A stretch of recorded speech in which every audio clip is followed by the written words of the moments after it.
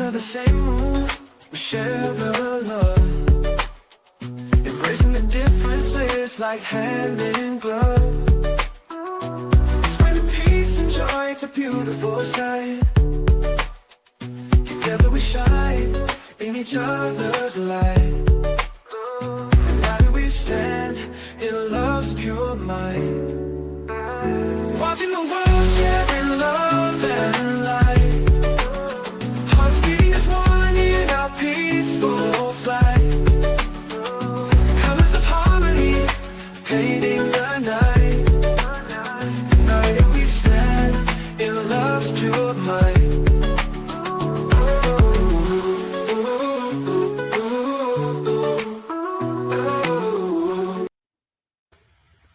Good evening, everyone, and welcome back to Watching the World. About a year ago on December the 4th, someone stood on the streets of New York City and took the life of Brian Thompson early in the morning. In fact, it took about 4 minutes before he even received any help. It was such a helpless moment. Tonight, we're going to discuss his hearing that took place for the last 3 weeks. And I had the privilege of being able to go to the courthouse each day to try to examine and understand what's happening with this case. I also have someone with me tonight who attended the hearing as well, and look forward to questioning her and talking with her in regards to the details about this case that you probably will not hear in legacy media on the big screen. In fact, we're going to bring you some details that you may not have heard before. Let's welcome in Mama Flips at this time. Welcome in. How are you? I'm fine. How are you? Thank you for having me. Yes, indeed. Nice to have you. So, tell us, what do you think about the last 3 weeks of attending the Luigi Mangione hearing in New York City? I mean, I thought it's an interesting case. I mean, it's especially as new media, as people that actually go to court to just be in an actual courtroom. I mean, I found it, it's tragic because someone was unalive. So it's a very serious case. But I think I found it interesting because I'm beginning to understand what police officers or detectives would actually go through in order to catch their man. So I'm still trying to figure out whether the officers were so sure, so emboldened because of the area they are, and they believe that they're heroes and they're trying to catch up what they perceive a bad man, so that they're going to break all type of rules or regulation, or if the rules was already broken before they even got picked up Luigi. So it's an interesting case. So, how about you tell everybody what it's like your first time going into the courtroom for Luigi Mangione? Take us there. So I went there I think the first day of the trial. Unfortunately, after that, I actually got the flu. So I missed like 2 days, and then I came back the following week.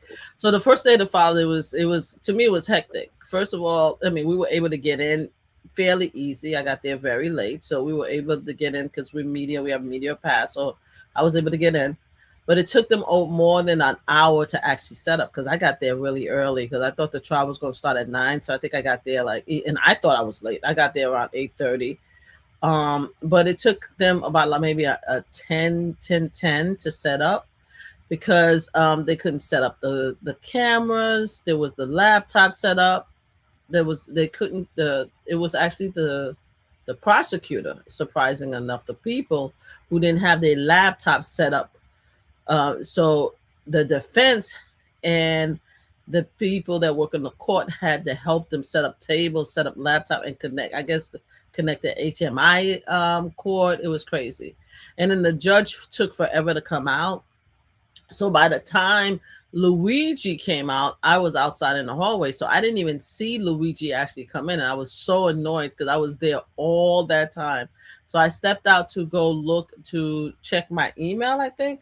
And when I came in, Luigi was inside sitting. And I'm like, oh, because I actually wanted to feel the moment of when he came in.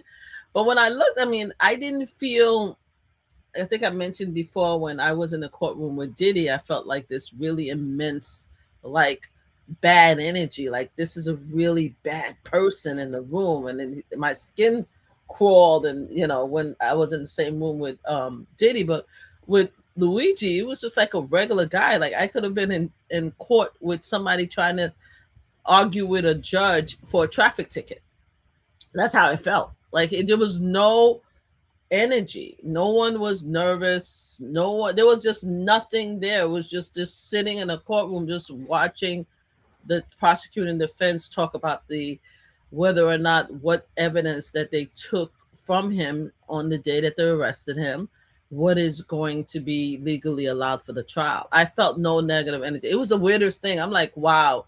And this guy actually, if it is him, because we have to do alleged, right?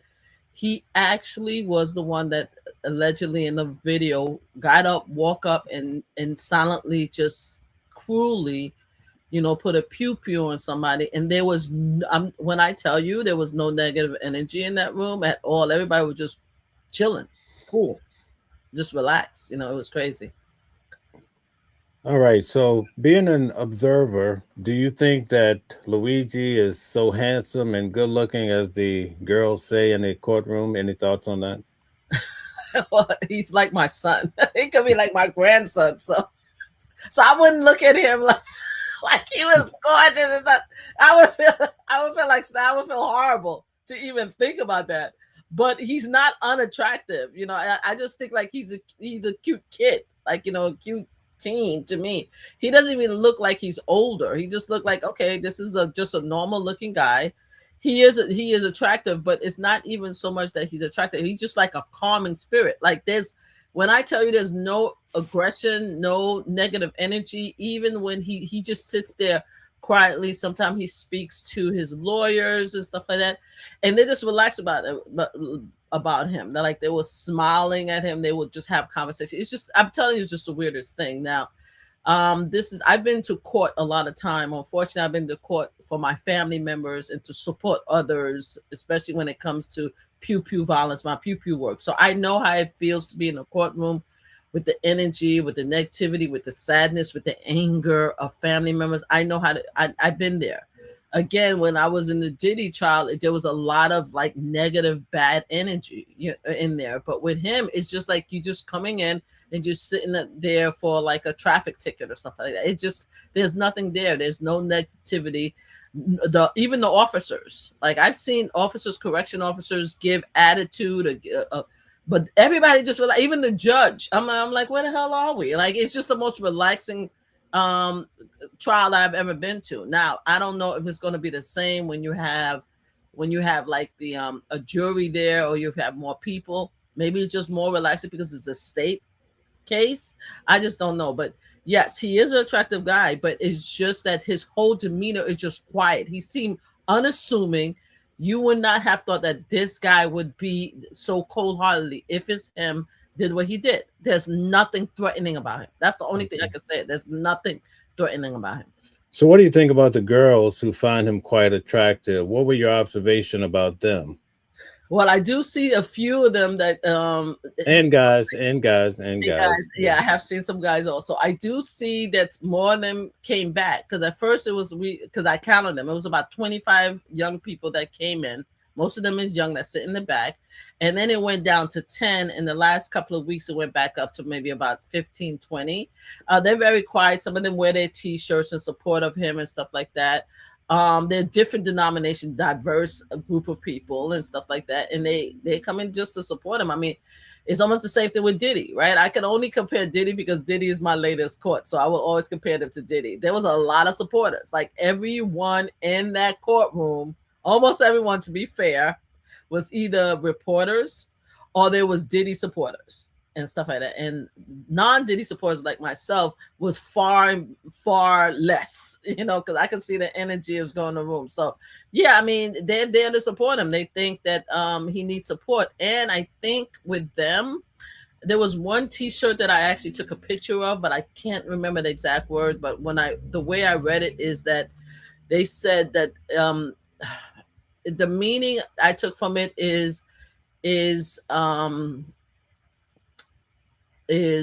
catching I guess catching an assumed criminal, is that more important than the technique used to catch them, or something like that? I saw the T-shirt, and I wish I could find it to read the exact word. So the thing is, I believe a lot of them felt that the officers really set him up to catch him. They felt like, again, I'm trying to figure out if Pennsylvania rules and regulation allow them such flexibility to capture people like that, or are they going now backward trying to justify their behavior? You understand what I'm saying? Because it looked like there's a lot of stuff that they did that did not follow the rules and regulations when it comes to civil rights and stuff like that, when it comes to arrest, when it comes to search. So I think a lot of them are coming there, not only because he's attractive, obviously it is because he's attractive, but also because they feel that his civil rights was taken away with that arrest. Okay, so you have some footage in regards to the final day. Yes. We want to share that with the audience, all right? Yes, please. Please share it with the audience, and then I'll explain.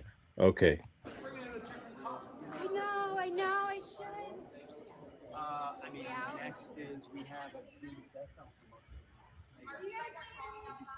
I don't think so. Who is this that we see on the screen? This is Mark A. Anifilo. How do you pronounce his last name? Agnifilo. Agnifilo. That's the main lawyer for Diddy that everybody said they got Diddy off, which he did not. And it's his wife that is actually, you're going to see his wife, Karen. She's the one that's actually the lead prosecutor, because he's going to say, let's ask the boss in a couple of minutes. But that's him, and you're going to meet his wife shortly. Okay. Oh, where's the boss? Are we talking outside? No, I don't think so. So you guys have no. Okay, who is the female we see here? That's his wife. I believe it's Karen Agnifilo. Agnifilo. Thank you. That's the lead prosecutor, and that's his wife. They both are defense lawyer for Luigi. Okay, very good. So just before you get there, so what happened is that one of the reporters asked if you guys going to go outside and give us a press conference, right? And he said that let me ask the boss. And that's when she turned around and she said, no, we're not going to give a press conference outside. And now you're going to hear me ask them a question. Go ahead. Okay, very good. And to say about how Luigi feels about what's going on. Okay, who is the female in the middle? That I don't know. I think those are their assistant attorney, but I don't know any of the other, because I don't believe they've ever been introduced to me. I only know them, and I know the lead prosecutor, I believe. Oh God, I can't believe it. It's his name, Jeff, and I know the two Jacobs. So okay. The ladies it look like they are their assistant that come in and help them. They're probably their legal assistant, but I don't believe they've ever been introduced formally. Okay, very good. We'll keep going. With this case, I mean, I just heard about the legal wiretap. Have you spoken to him? Well, how does he feel about how everything is going on? We're not going to share anything that the client has. At all. So there's nothing. Is he feeling we gotta optimistic or anything? Nothing. You're not saying nothing. All right. Think of giving us an interview or something. The media. Saying something to the media for us. We're allowing. Prosecution still hasn't corrected the record. Say that one time. The prosecutor did what?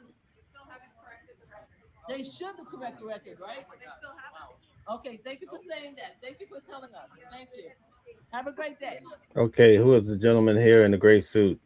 I think that's one of the Jacobs. I think that's one of the Jacobs, but that's one of the Kaplans. His name is Jacob. Yeah. Oh, I mean one of the Kaplans. I'm sorry, one of the Kaplans. Okay. One is Jacob, and one of the Kaplan. One is Jacob, and one is his name starts with an S. No, Zach. One is Zach, and one is Jacob Kaplan. So that's one of the Kaplans, probably. Okay. Yeah. All right. Very good. Let's close this out here. Yeah, don't get in with them. All right. So they were trying to tell everybody to leave the defense alone, let them go downstairs. I just saw myself in the video. That's kind of weird. Yeah, me and you talk in the elevator, and then we talk all the way until we go downstairs. So you just okay.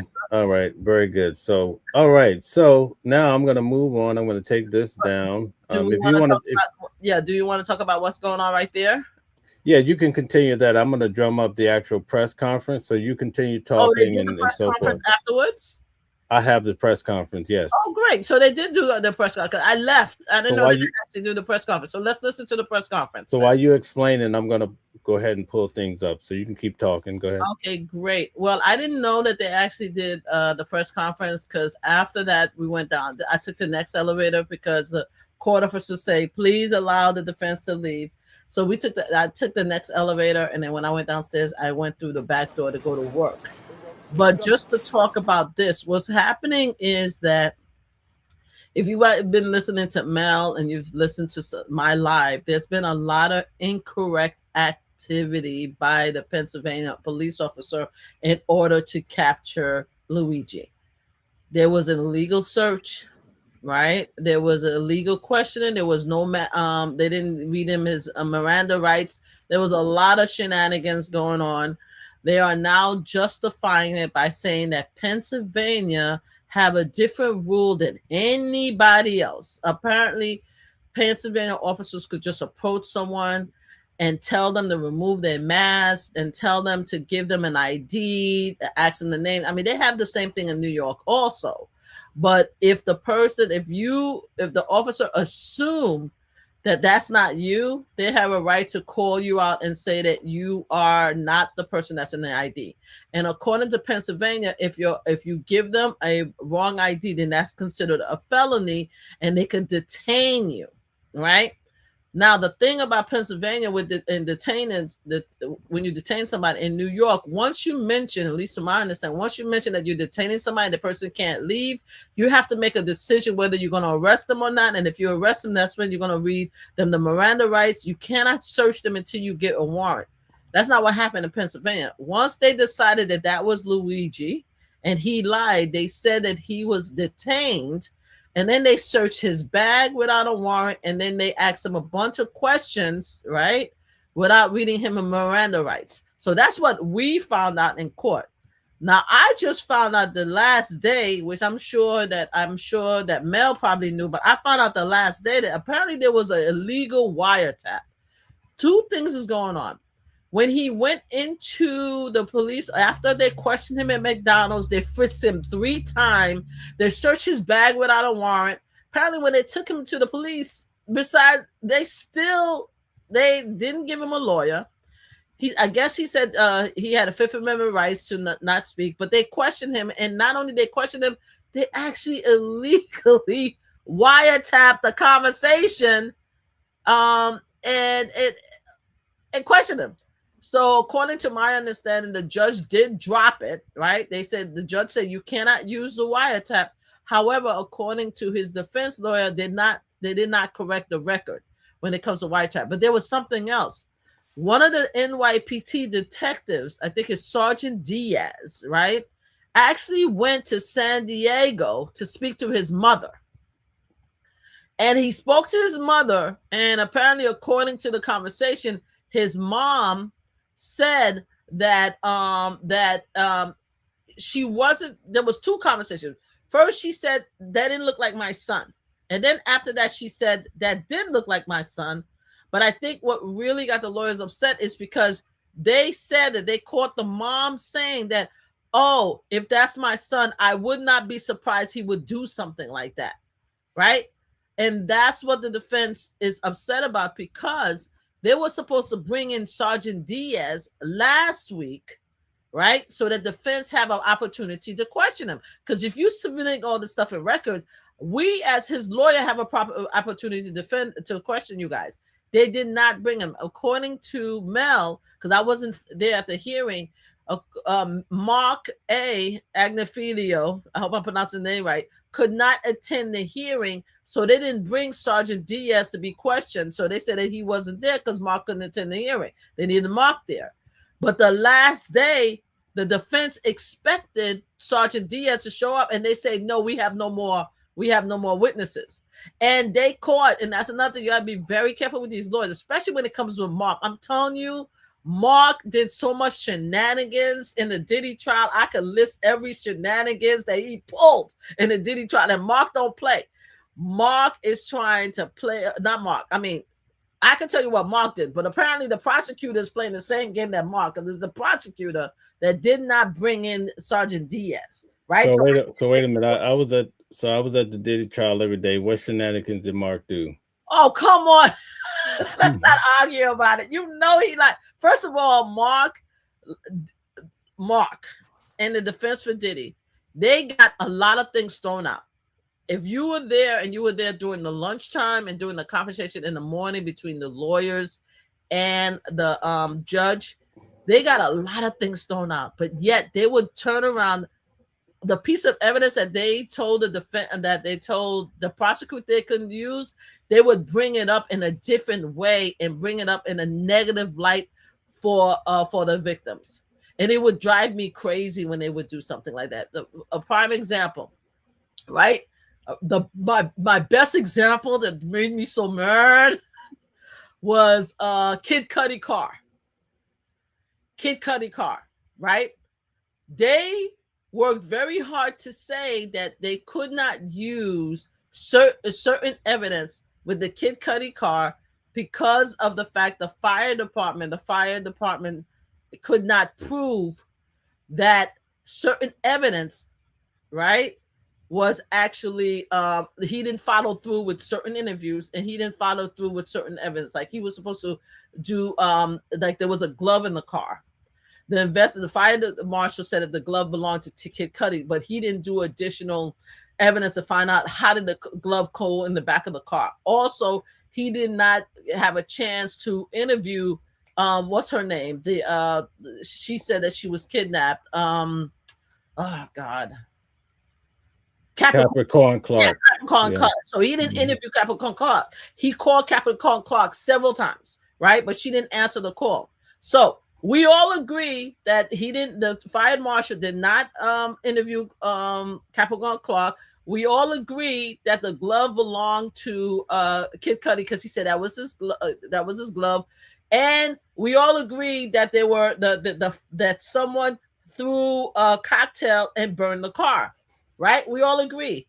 However, Mark took the time to try to devalue all of this evidence because he was saying that, oh, we don't know because you didn't do the investigation. So how did we know that the glove did not belong to Kid Cudi? How do we know that it wasn't? And they tried to say it was a female that actually threw the cocktail, or it was Kid Cudi one of the girls that he was dating, sister. There was DNA on the bottle. There was DNA on the beer bottle. That's where they got the female from the DNA. Yes, but they alleged, but I don't think it was. They never actually was able to submit the DNA to prove that there was a female there. Do you understand what I'm saying? So there was evidence that they were not able to put in to justify who actually threw the bottle, but Mark was able to use the same the fact that they couldn't investigate the Capricorn, the fact of the glove, the fact of the alleged DNA, because remember they kept on objecting to the DNA because there was no DNA done. Right, there was no DNA. They determined it was female DNA, but they determined it was female. They alleged, they did, but they didn't run it to see who it belonged to. Exactly. That's what they did. I mean, they alleged, but I'm saying I'm not going to confirm because I didn't see the report. You understand what I'm saying? I didn't see the report. They're alleging a female. There was female DNA, right? Then they harassed the fire chief. It was like, why didn't you send the DNA to the Los Angeles Police Department to do a DNA test? He said, that's not my job. My job is just to do the investigation and stuff like that. It's part of the Los Angeles Department to actually continue DNA, right? To find out that the DNA test was lost, right? So the defense was the prosecutor was like, objection to this whole line of questioning, because first of all, we don't have a official DNA. We don't know exactly what happened. We know that that the glove, according to the testimony of the oh my God, now you got me low. What is his name again? Kid Cudi. According to Kid Cudi, that's his glove, right? But Mark used the same set of evidence to try to make it, even though we had no proof to say that that was a female, that actually it was a jealous girl that actually threw the cocktail on Kid Cudi car. Those are the kind of shenanigans that got me pissed off, because the prosecutor could not use, for example, the prosecutor was like, they were trying to say that we are not the one that didn't do the job. Why did the LA department did not do a DNA investigation? So where they were going, or they were trying to go, to say that maybe something happened in which, because we already know Diddy has money, maybe somehow, just like he did away with the Cassie video by playing the blackmailer, maybe he did something with the LA department, and it became a big deal. Like, oh, objection, objection, objection. We need to get this case thrown out because they're lying in the LA, the Los Angeles, the police department. So what I'm saying is that everything that happened in that case, whatever the prosecutor was trying to use or trying to prove about what happened to Kid Cudi, they reversed it. They reversed it to put a lot of doubt on the evidence of what happened with Kid Cudi. They also reversed it, not only with the car, they reversed it to the point where now they question Capricorn Clark, because if the car was a lie, the DNA was a lie, the glove was a lie, then obviously Capricorn Clark was a lie also. So that's what I'm saying. That's the thing. They're so good at that. Mark was excellent about that. That's one. Second thing that Mark was good at was, because Cassidy had a relationship with Kid Cudi and she broke up with Diddy. We saw the evidence that she broke up with Diddy. We did. She said that we were over. We saw the text messages, but they turned around and called Cassidy a hoe and said, "Oh, she was sleeping with Kid Cudi." And I remember when Mark said that, if I could have knocked his ass, if I could have walked up and knocked his ass out when he did that, I was so angry when he did that. He's like, "Oh, she was seeing, you know what type of woman she was. She was seeing Kid Cudi, she was seeing Diddy and stuff like that. And who else was she seeing at the time?" I'm like, "You son of a bitch, you piece of trash, you lying son of a bum. You knew that she said that they broke up. You saw the text messages. He even cried to her. Oh, I know that we're no longer together. So you saw what happened. You knew they weren't together. That's why she was with Kid Cudi. But yet you made it as if she was whoring with Kid Cudi. Oh my God. Oh, So let's I just want to interject, because some people are a little confused, and we want to. I'm so sorry. I'm so sorry. No. I want to explain, because you brought up the DNA of the liquor bottle. Yes. So what is that liquor called? It's called I don't drink beer. It's a 40 Old English, right? Old English? Was it Old English? Okay. So Gold Digger, let me just bring you up to speed. It was an Old English bottle, beer bottle, okay? And so what happened was, after this whole thing happened with Capricorn Clark allegedly being kidnapped, going to Kid Cudi's house, Kid Cudi had a Porsche, a black Porsche. Someone went there and cut a hole through the, I guess it's leather, whatever material it's made out of, and they dropped what do they call a Molotov? They call it, I think it's a Molotov cocktail. So they poured out gasoline in it, dropped it in, and when it fell in, there was a silk designer silk scarf inside the bottle. Yes. It was dropped into the car, and the way it fell, it didn't detonate like it should have. So that's what we're talking about. And on that bottle, there was female DNA. Alleged. So that's what. Nope. I'm telling you what I know. I know what you're saying, but the thing is, they didn't prove it. We had no report to say it. They didn't prove who. They didn't prove who, but they knew. In order for them to know it was a woman and not a man, they had to have done something to it to make that determine. They can't look at it and tell. So they did something to determine that much, is what I'm saying. I understand that. That's what was said, right? And it was objected. It was supposed to be stricken. It was objected because, unfortunately, because the DNA, the report was lost, right? We weren't able to identify anything, right? We wasn't able to identify who it came from and everything. That's why I'm saying alleged. Yes, this is what they said. I'm saying alleged because according to the trial, they didn't continue with the investigation. It was supposed to be stricken. It was supposed to be dropped. But yet the defense kept on bringing it up. The prosecutor couldn't bring it up, but the defense kept on bringing it up to the point where they're trying to allege that the DNA in the bottle, even though it was supposed to be stricken, sustained, objected, thrown out, had to be, and they kept on trying to infer, not even they tried, they did infer that it couldn't have been Diddy that did it, or Diddy God that did it, or somebody that they said it had to be, because they kept on trying to say, oh, you such a good looking guy, Kid Cudi. You were dating other women, Kid Cudi. Weren't you dating somebody else?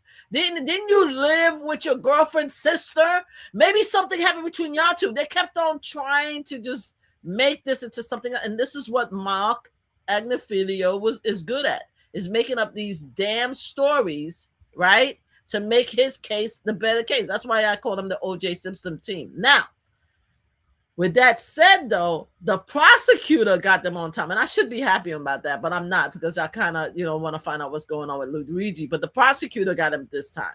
The prosecutor was supposed to bring in Sergeant Diaz, right? But they fooled Mark and Cameron and his team, because Sergeant Diaz never came in so they could question him about him talking to allegedly Luigi mom, and getting that statement saying that Luigi mom said that she believed that could be her son, because according to the last day, Luigi mom said that she never said that. That's what I got. Luigi mom never said that. I never said that. I never said that that was my son. That's what I got. And let me know if you got the different information from me, because that's why at the end of the day I wanted to ask him a question. I'm like, wait a minute, I didn't know anything about a legal wiretap. I didn't even know that they spoke to the mom, and that's what she said. They have to change the record. They have to remove those two statements out, because we didn't have a chance to talk to Detective Diaz. So the prosecutor put a fast one on the defense this time, and they all do it. So yeah, that's where I'm at with it, and that's what was the conversation between me and the defense at the okay. So what are some of the details about the Luigi Mangione case that you find will be troublesome for the officers? I think all of it is troublesome. I mean, I think everything was troublesome for me. As I said, the fact is he was in there, he was having, because I know you showed the video several times before. We don't want to show all the videos again. They approached him having breakfast at McDonald's, right? He had, first of all, he no longer had the eyebrow, because apparently they said that he had a alleged eyebrow. That's why they knew who he was. He's shaving the unicorn, whatever, united eyebrow. He saved that.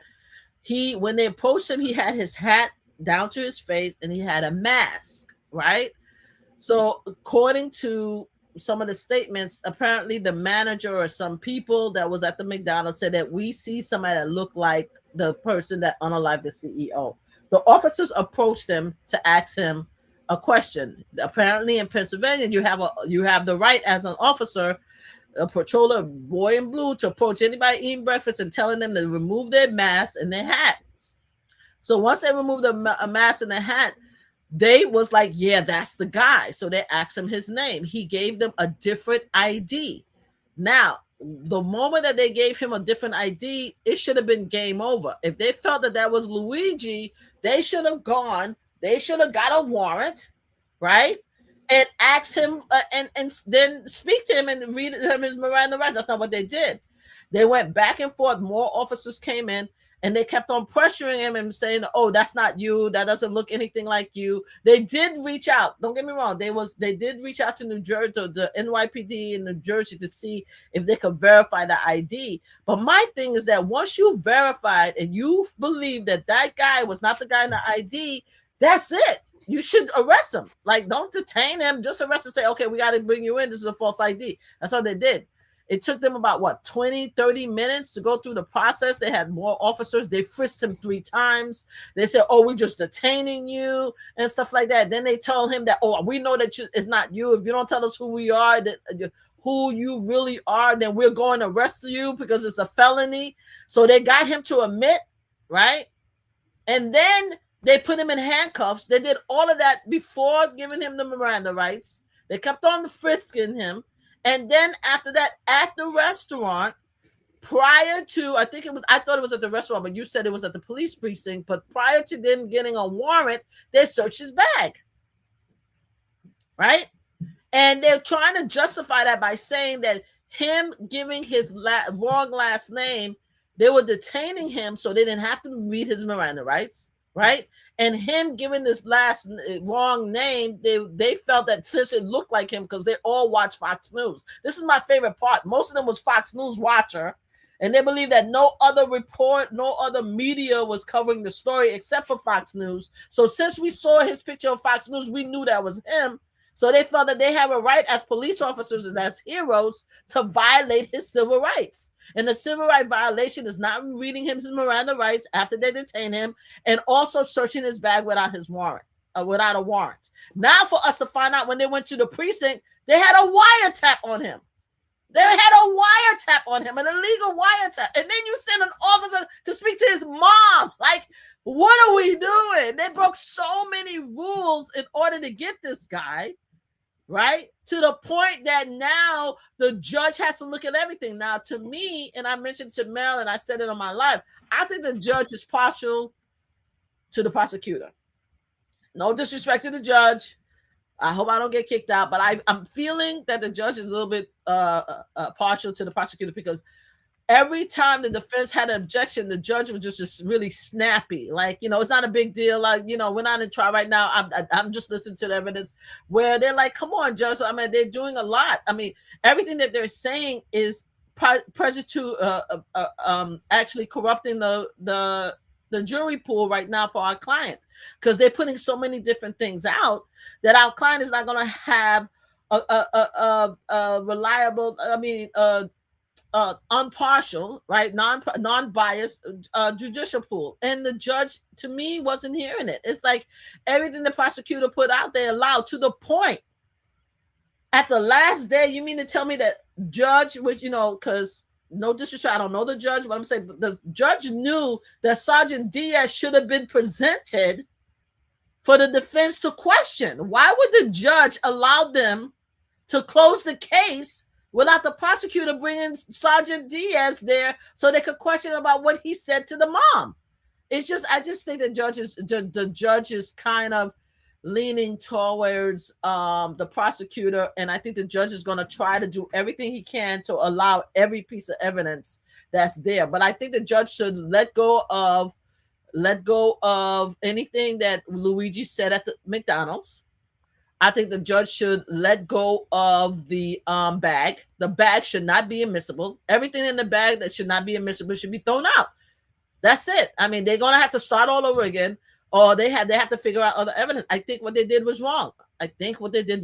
So, but I don't know. The judge just seemed to be more partial to the prosecutor. I think the judge wants the trial to go on, and I think he's going to try everything he can based on whatever, rules and regulations, because they kept on putting. One thing the prosecutor kept on pushing is that every officer was trained in Pennsylvania. They kept on pushing that.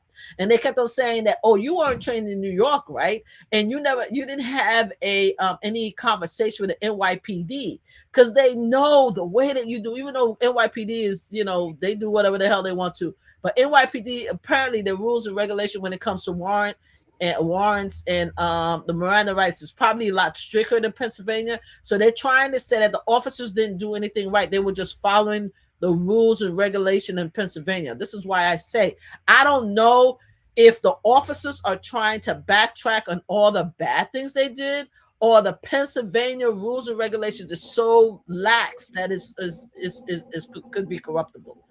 That's what I have to say about it. Okay, Openness says, do you think the judge is going to allow the bag of contents? Yes, I'll be very surprised. I think the judge should not allow it, but I don't know. Just based on the way the judge is treating the prosecutor versus the defense, I think the judge is going to try everything he can to allow the bag to be in. Because I really think I just got the feeling that the judge is partial to the prosecutor, the people. I just got the feeling, just based on every time. For the prime example is when they pull out the huge photo of Luigi with Maryland. Apparently he had two IDs. So I thought it was the New Jersey ID that they had a problem with, but apparently he had another ID. So I think, I'm not sure if there was the New Jersey or Maryland ID, but either way, they blew up a huge ID and they put it on the front to show that the officer to ask a question. And they kept it there. And the defense was like, Judge, can we, now that we've seen the ID, can we just Yeah, that's what I call them, Keystone Cops. Thank you for remembering that. That's what I called them, the Keystone Cop, in my first interview with you. So they said that can we let them bring down the photo? Judge, please, can we? The judge was like, yeah. He just snapped at him. He's like, what? Like, I'm like, judge, can we have them just bring down the photo? Okay, fine, just take the photo down. Like, I'm like, everything he said, like, there was one time, what did they say? They kept on calling him the CEO unaliver. They kept on calling him the CEO unaliver. And I think the defense was saying, Judge, can we stop having them call him the CEO unaliver, the CEO iller, okay, or the CEO murderer? Can we have them just call him the defense? He's like, oh, it's almost a justice. Like, oh, that's not a big deal. You know, he won't call him that during the trial, but here is okay.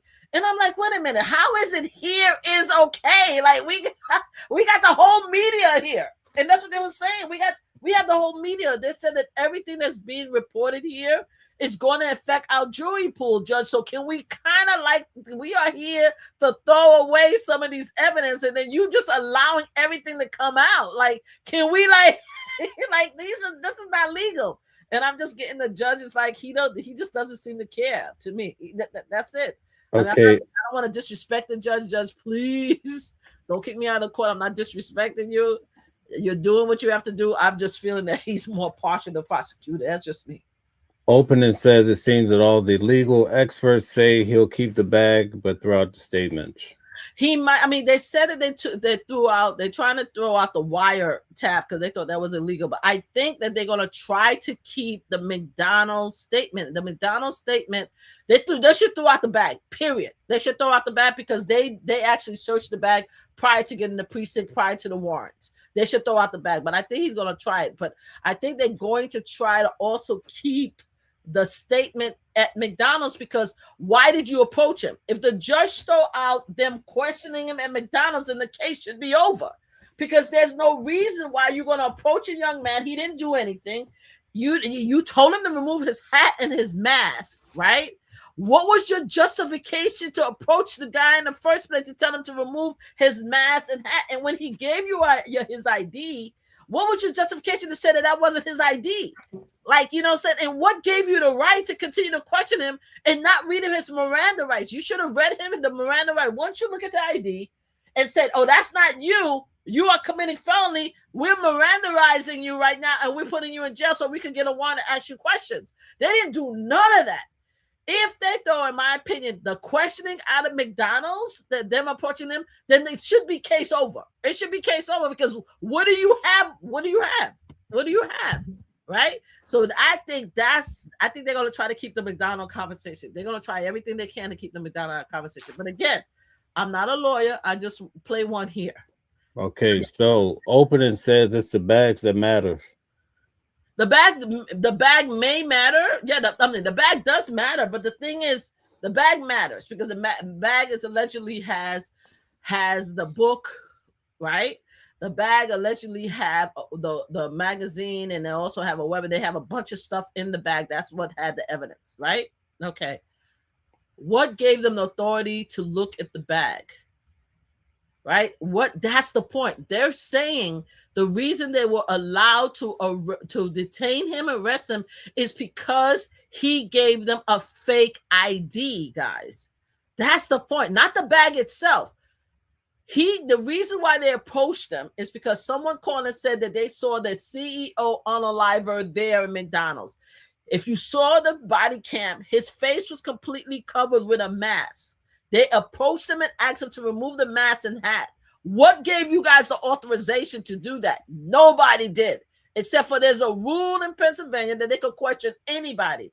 Now, when he took off his hat and his mask, what made you think that was the guy? He gave you a legitimate photo ID.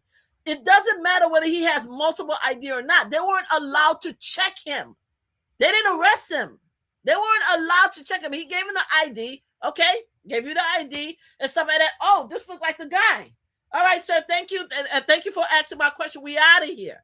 From the moment they looked at his ID and they determined themselves, because they said it, the Keystone Cops said it, like at least 5 of them said, 3 of them said, we saw his photo on Fox News, so we knew that was our guy. From the moment you said that was not his name, I think his name was Mark on the ID, right? Then you should have, I think you said there was another name though, Mel, but the name So initially he said Mark Lazario. Then he said, then on the ID, the New Jersey ID, it says Mark Rosario. okay. And then he also provided a Maryland passport that was legitimate that had Luigi Mangione on it. Exactly. But from the moment they asked him about Mark, his first name, you said Mark. Verbally, I heard Lazario, Okay, but the officer, when they had the fake ID, it said Mark Rosario. So it almost, go ahead. But from the moment, I'm sorry, Mel, from the moment they saw the ID and they decided that this was a fake ID because it looked like a regular driver's license to me. From the moment they saw it was a fake ID because they saw his picture on Fox News, they should have arrested him according to Pennsylvania law. You're not supposed to provide a fake ID, and then we would have been off and running. They did not do that. And also, yes. Karen Agnifilo, she expounded on it, and she got the officer to admit, I forget which one, I think it was Fox, that actually the bigger felony is when he stated the wrong name versus giving the false or fake ID. So technically giving the wrong name, she said he should have been arrested basically for that, but they didn't. Exactly. Hey, I just want to say hi to my son on Instagram. Hey, Flip. Mel, please say hi to my son, Flip. What's up, Flip? How are you? Nice to have you here. Thank you for coming. Please come on. If you're watching on Instagram, Flip, please come on YouTube, Watching the World, and check us out. Explain to everybody who Flip is, other than he's on the wall behind you. You can see right. Explain to them who he is. Queen's Flip is, if you guys know, my son is Queen's Flip, and if you guys know Queen's Flip, let me know. Put a 1 in the chat if you know who Queen's Flip is. But yeah, so that's who my son is. But anyway, I just love to say hi to him because he shows up on my Instagram every once in a while. I want him to come to the YouTube though. So yes. So what was saying? So guys, her son is a big time celebrity, just so you guys can understand what the conversation is about. So yes, he's huge. All right, cool. Yes, he to me, especially, he's a celebrity. They say, who was it? It was I think it was Omar Wiggins. He was having a conversation on his show that some people say that he's not a celebrity. He said, well, when they know they have a celebrity profile online. Like if somebody's a celebrity, they do a celebrity profile. They do a celebrity profile under their birthday. So he's like, well, they did a celebrity profile on my birthday. So it's just so funny because some people think people are celebrities not. But my son is definitely a celebrity. And I think so. So anyway, but he's been there for a long time. And he started a lot of stuff that all you young Gen Z are doing. Flip was the first one to do it since 2008. He hates when I say this, but that's what it is. And I stand on it because I have proof and I have receipts. But anyway, that's my baby. But to go back, yeah, so that's exactly what the situation is with Luigi, right? And she's right. So his defense attorney is fighting the fact that if they're standing on the Pennsylvania law that says that you are a felon, you are committing a felony, right? If you give us the wrong name. Okay? That's what they're saying. Point blank, period. Yes. He shouldn't have been detained. He should have been arrested right then and then, and his Miranda rights should have been read within that first 5 minutes. But they're trying to go back because they held him at the McDonald's for over 20 minutes. They searched him 3 times. They searched his body 3 times. 3 separate officers searched him, right? And then they searched his bag.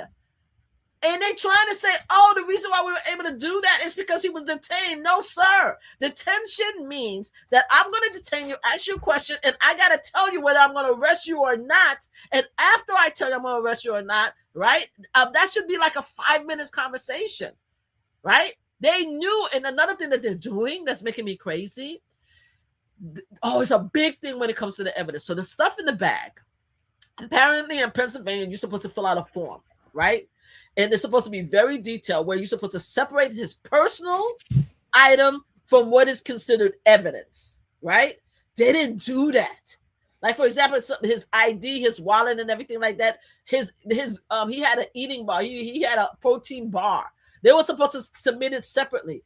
They put everything under evidence, right? And they can't explain that. That's the thing that's making me crazy with them. They can't explain it. So we're saying, okay, fine. So you considered, why did you put everything under evidence then? Because if he was detained, right? If he's detained and you don't know who he is, you're supposed to separate his personal. Why is everything under that form under evidence? Why is it? Oh, because we knew that he was who he was, and everything that was in the bag and everything on him was going to be transferred to the NYPD as evidence. But that's not what it is when it comes to Pennsylvania, right? They're going backwards. They're trying to justify all their bad behavior by using the Pennsylvania rule, the search and arrest rules. And even in their rules, they're breaking the law. They're breaking the law. It's crazy. It's crazy to me. It's crazy. It's crazy. So yeah. Okay, so Openness wants to know, what do you think about his mental? Do you think he's unwell? What's your perception? The thing is, seeing him in court, he just seemed like a regular guy. We haven't heard him spoke, so I can't tell you whether he's unwell or not.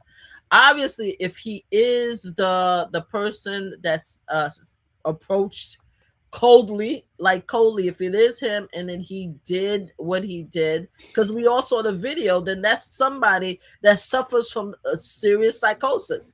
I can't name it. I'm not a psychologist. I'm not a doctor, so I can't name it. I mean, he could be a sociopath. He could be a sociopath as far as I'm concerned. Because for you to walk up like that and unlike somebody like that with a silencer in the morning, I mean, I think it was in the early morning, like you didn't give a damn, and then after that you just pack it up and just walked away, and after that you went back and got home, and then you ended up having a breakfast at McDonald's. That's a sociopath to me, if that's him, right? But we haven't spoken to him. But we haven't heard anything he had to say. All I know, I'm telling you, his demeanor in court is a genteel, kind, friendly person. If you see the person, I mean, like if you approach somebody and you see their mannerism, the way they smile, the way they move their hand, even when he stand up to get handcuffs, right? Because they stand him up all the time. Beforehand, the first day he was there, I don't know, after that, the cops stood. There was a black officer, a black female officer with braids, and another officer, I think he's a white male, and they stood behind him all stern. After that, they all sat behind him all chilling, relaxed, no drama, like they come and go. And then when he gets up, it's like he just put his hand out, and then if anything, he'll talk to them. He'll just lift his hand gently, and he'll talk to them, and then they just, pat him and keep him walking. There's no aggression about this guy whatsoever. He would not have been the type of person that you would think that would have committed something like that just by looking at him in court. But again, we have to see how it goes. This is just a hearing. We have to see what happens with if he changes demeanor when the jury is there, when there's just nothing. There's nothing threatening about this guy. I mean, Diddy was like an a-hole. It's like literally Diddy was passing his lawyer's notes, and you could see in Diddy's face when he was mad or he was aggressive, or like when he looking back, especially when he used to have these conversations with the jury, like looking at the jury and like, can you believe that Diddy did all of that? You understand? With him, maybe it's because the jury's not there, but with him, he didn't do anything. He just not do anything. You know what's crazy? Your perception of Luigi is opposite of mine, and your perception of Diddy is opposite of mine. It's weird how we see things totally opposite. Well, I think that you like Diddy. That's yeah, right. Okay, what is it? You keep asking me about my perception of Luigi. Hold on. What is your perception of Luigi? Please tell us. Okay, but we gotta fix this whole Diddy situation. Oh no, I'm not saying. I'm only kidding when I say he likes Diddy. No, I'm only kidding. Kidding. Okay. We got to get that clear, because that gets a little weird. You know what I mean? No, I'm just messing with you. But anyway, we can go to both of them now. I'm cool with it. Okay. As far as Luigi, I see him as being detached. I don't know if it's medication or what have you, but he's always looking. It's just my observation, being there every day, just looking at him coming in and out. I think that they would try to play the insanity with him. That's just my opinion. We'll have to see if it in trial, if it plays out, then we'll have to, like the lieutenant told the officer, you have to buy me a hoagie. Oh, okay. Oh, I have to buy you a hoagie if you're right. Okay. Yeah. You didn't talk about. I didn't hear you talk about that part of it either. So you have to. You should explain that story. Can you explain it? You told me that story actually. Oh, I okay. didn't even hear it, but So apparently so a let lot of them were going back and forth.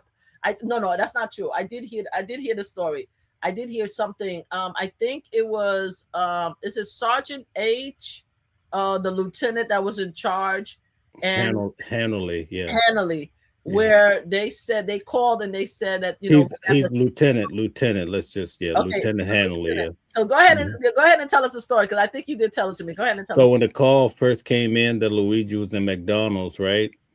Mhm. It came through the dispatcher, Yes, and 911. then they heard it over the radio. The lieutenant called in, or he called the lieutenant. I think the lieutenant called him Yes. and says, "Hey, if this is really the New York shooter, then and probably we shouldn't be saying shooter either." Yeah, Oh we my shouldn't God. be saying shoot or He anything says, like I'll alleged. buy you a hoagie." And when he took the stand, he defined that it would be a turkey hoagie because that's the favorite of Officer Detwilder.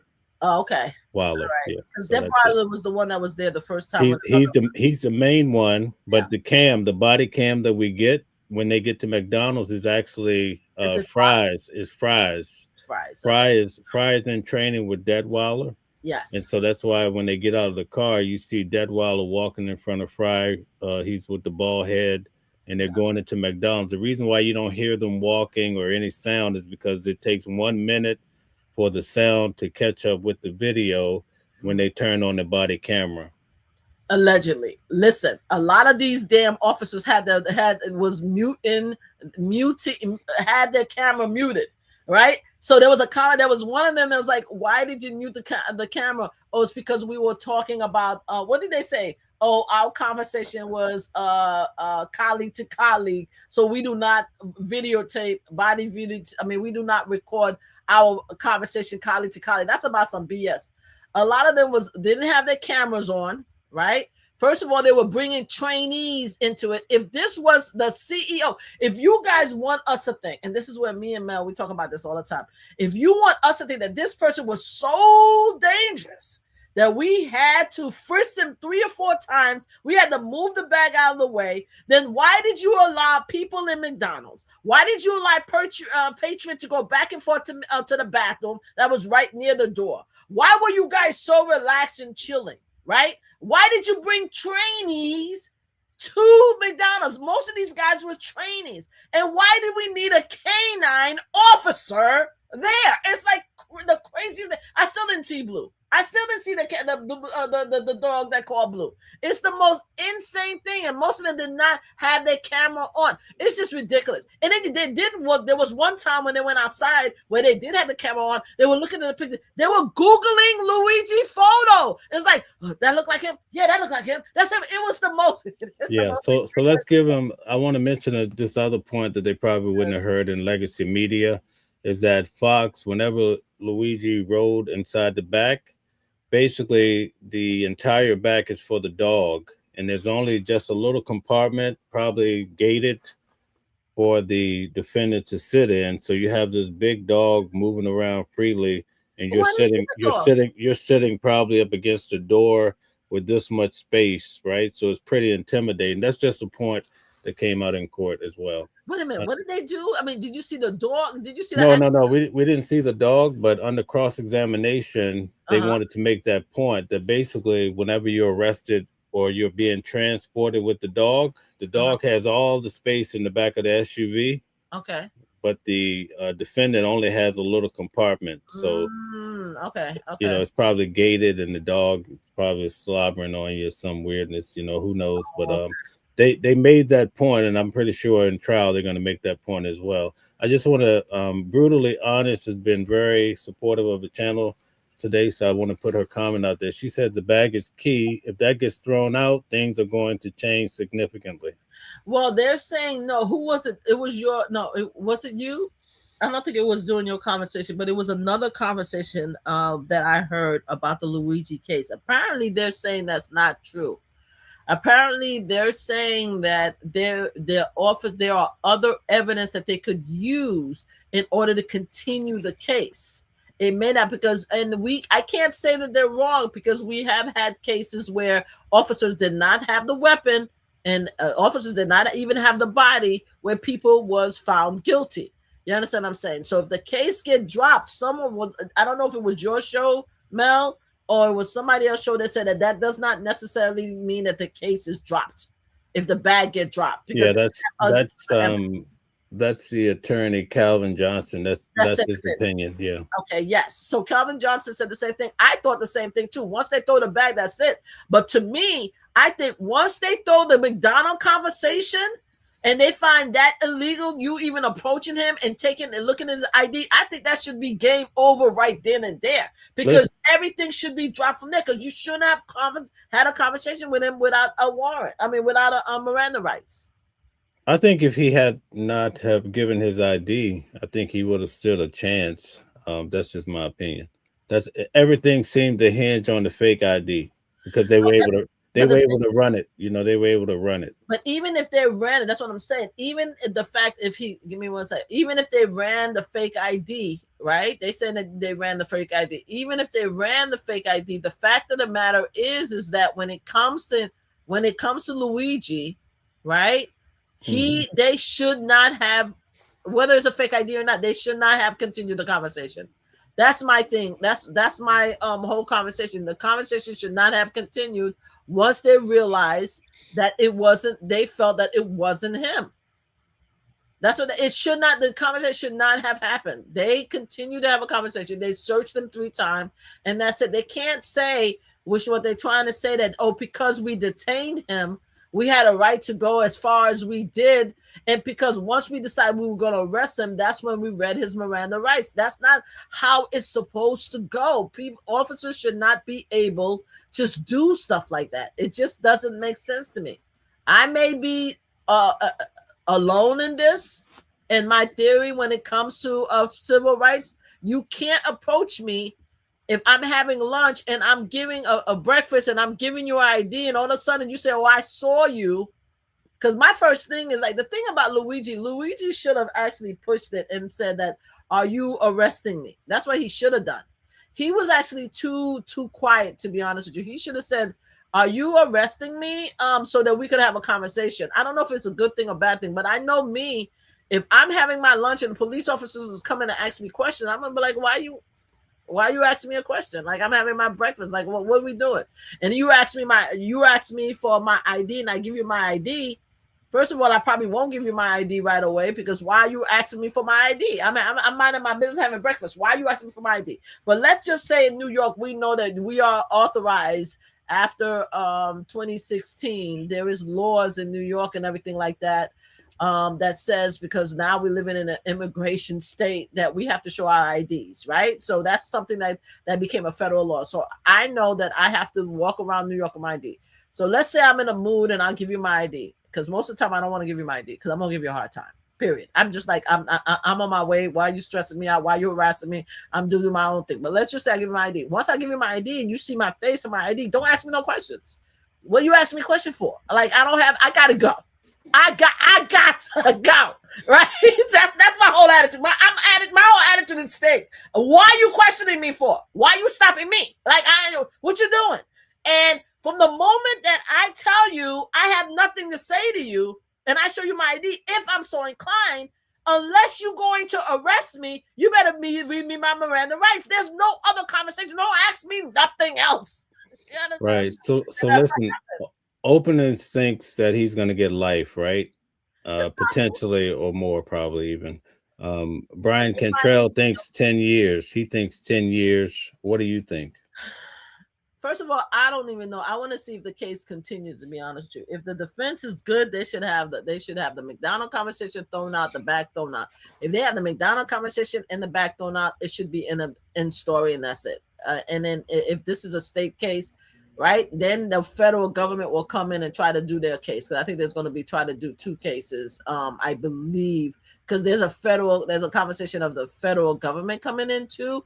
But I think that, I don't know if I'm hearing it correctly, but I think they have another case for him, right? Oh, okay. So I believe so. This is what I keep hearing, but again, I could just be wrong because I'm hearing it from different sources. I want to run this back. Mm-hmm. Again, but I don't know how many years. I don't know if they, to be honest with you, let's answer the question about how many years. depending what jury they have, right? Depending what jury they have, I don't think he's going to get life. I'll be very surprised because of his demeanor, because of if they bring up the healthcare situation, if they bring up his health. Apparently he had health problems also. They may push for a mental illness defense, right? And if they put in a mental illness defense, I don't think he's going to get life. That's just my opinion. Okay. All right. So I'm going to run back your video one time and then we're going to go over and watch the press conference. Thank you. All right. So let's just run this back here. Let's see if I can get this back up here. All right. Let's see. Let's remove this one.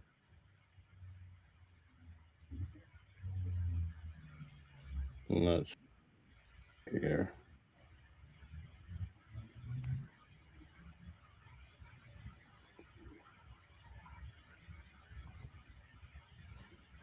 Thank you, everybody, for being here. Well, that's a press conference. Yeah, the other one wouldn't play. So. Oh, you want me to, you remember you have it in the private chat, just in case you need it. Okay, thanks. Okay.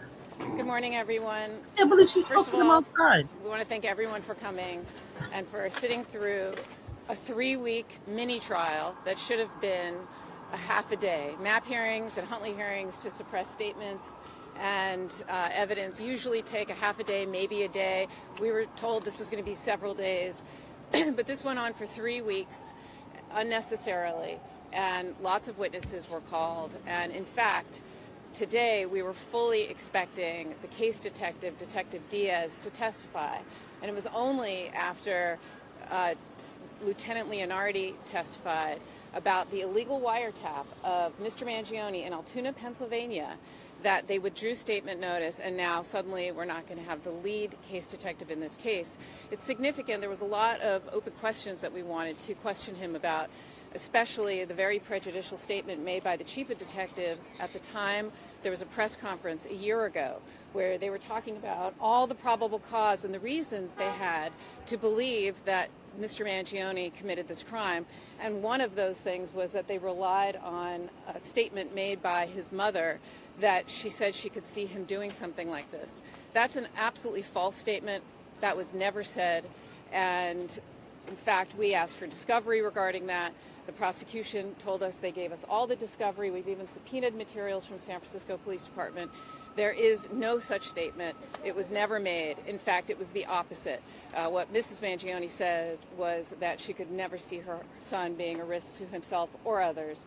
And we put that on the record again today, and that still has not been corrected by either the NYPD or the Manhattan DA's office. That's a prejudicial statement that has been repeated many, many times. And yes, I'm repeating it here, but because you all have published this over and over and over again, because this was an essential piece of information that Detective Kenny said was relied upon by the NYPD in this case. So we want the NYPD or the San Francisco PD or the Manhattan DA to correct this very prejudicial statement that was never said. So thank you very much for coming. Why did this Mrs. Mangione about that? So thank you so much for coming, and we appreciate it all, and we'll see you again soon. Why did this pretrial last so long? Happy holidays. Happy holidays. Thanks, everybody. And Hi, everyone. we hope Christmas music. So on Friday when I'm glad. You see, I asked her to go speak to you. See, I just want to make sure I stand on this. When they were upstairs, they said, no, we will not have a press conference downstairs. I said to them, you should really go downstairs to speak to the press. And look, they went downstairs to see the press. If you see my clip, they said, no, we're not going to do it. And I said, y'all really should go downstairs to speak to the press. So I'm glad that they actually did it. I'm just unhappy I didn't get the clip. So if you could send me the clip so I could share it on my channel, because I think it's because of our conversation that they actually went downstairs and had the presser.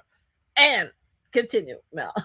all right, I'm going to try to play that clip again. Give me 1 second. Yes, please play it so they can see what happened beforehand. There it is. Yes. I know, I should. Next is we have Oh, and by the way, just so you know, Mark Agnifilo and Brian Steele follows this channel. So And the other day, Friday in court, well, what the last day, he came and shook my hand and said he enjoyed commentary. So he's probably seen some of the commentary we've had here talking about it. But that's not the reason why I'm chill. You know, I can be expressive, but I don't. I I'm not. can't, Mark. I don't have an angle on people. I So do. Mark, I'm you very do. disappointed in you. Very You do. disappointed in you. Yeah, That's all I you want to say. never I'm know. very Listen, disappointed. you never know who's watching, but that's not why I'm chill. But I'm just saying.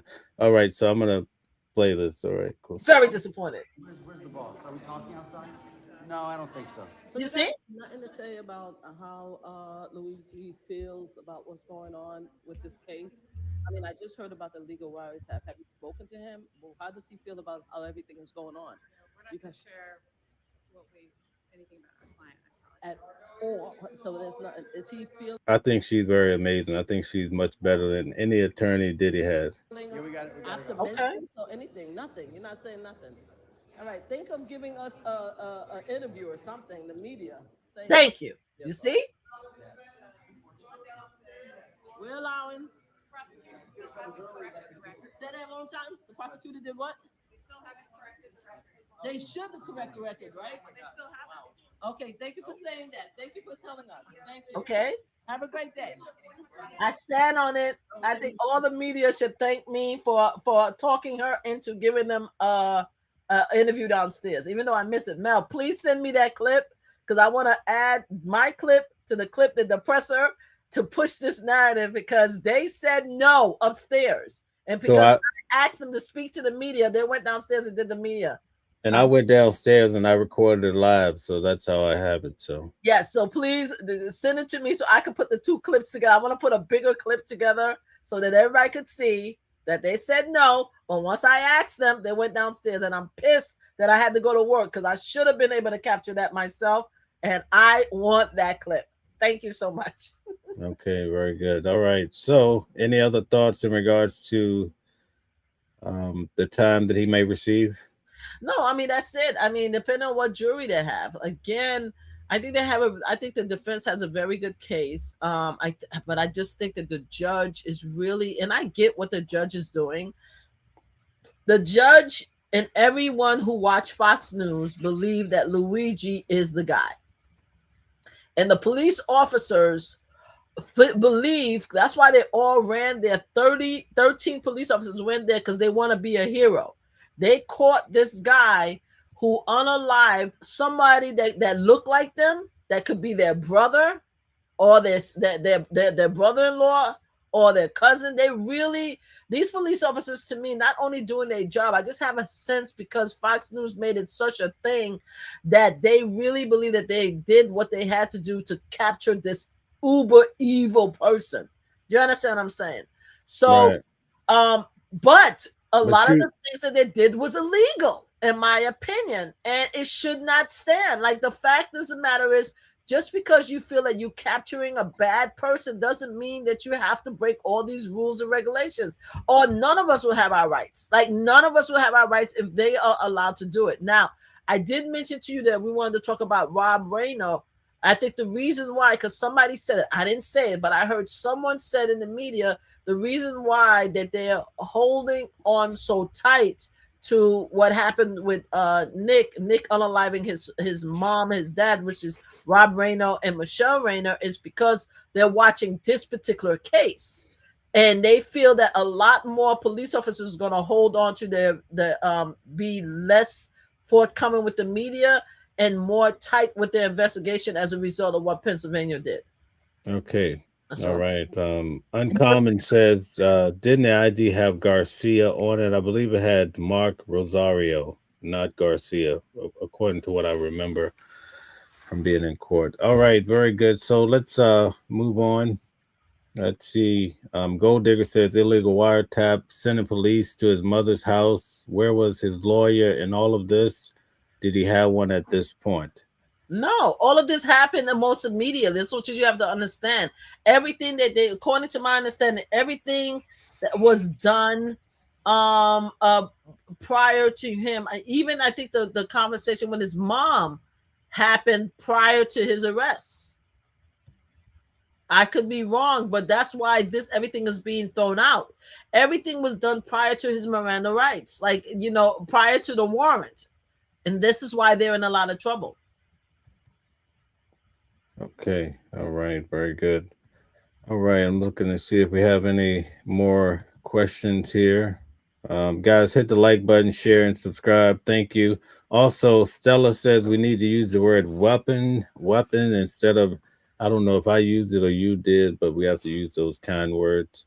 Oh, Probably, I think I was saying probably was me, you know. I think I said pew pew, but I don't know. Sorry Yeah, about yeah. It's just too much for me to handle at one moment, so I have to try to think of all these things at one time. Brutally honest says, Oh, I think bag you goes out. chat. I think that you reading Oh, yeah, there we go. There we you go. reading the Okay. chats. Okay. Okay. So bag goes out with weapon in it and also ammunition. Okay.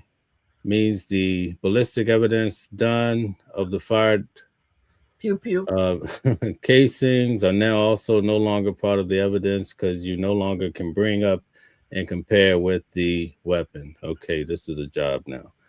Okay, guys. So hey, let's just explain. There's a whole list of words we can't use.